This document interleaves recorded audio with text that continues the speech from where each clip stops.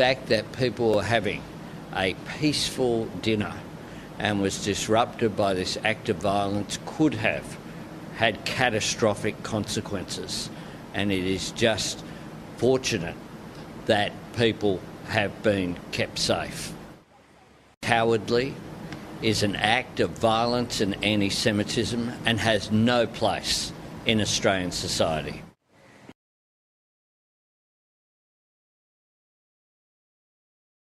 An arrest will be made. Police are reviewing security footage and have released images of a man they want to speak with. A Western Sydney man has been charged over the arson attack, which has caused shock and outrage across our nation's Jewish community.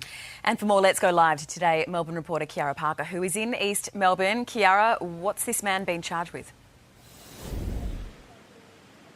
He's been charged with a series of offences, including reckless conduct endangering life, criminal damage by fire and possess a controlled weapon. The 34-year-old man from Toongabbie in New South Wales was arrested in Melbourne CBD last night. He's accused of pouring a flammable liquid outside this Albert Street synagogue and setting it on fire before fleeing. Terrifying for the 20 people inside forced to evacuate outside the back of the building. Fortunately, they weren't injured. Not only terrifying for those inside the synagogue, but the whole Jewish community. The Prime Minister has condemned the attack.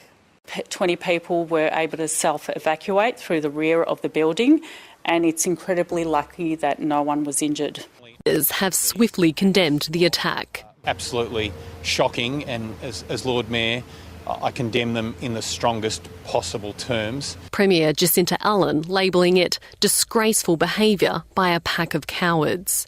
A joint statement from the Home and Multicultural Affairs Ministers said anti-Semitism is evil and has no place in our society.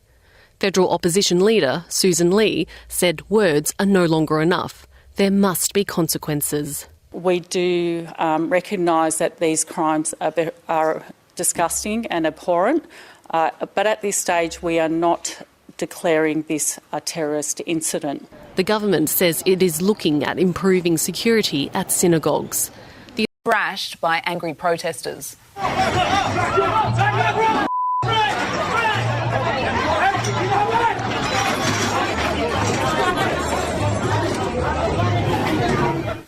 And Stephanie Wacklewick is at Hardware Lane where the violent scenes unfolded last night. Window. About 20 pro-Palestine protesters wearing masks and hoods and banging drums stormed through the CBD last night.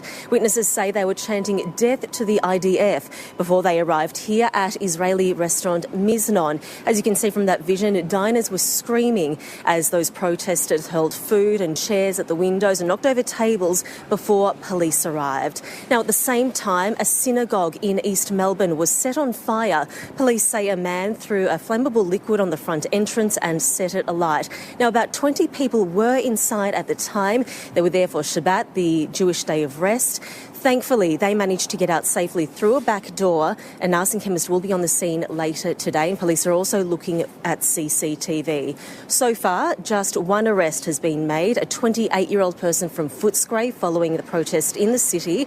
Police spoke to a number of other people, taking down their names. They'll be subject to a follow-up investigation. Lizzie.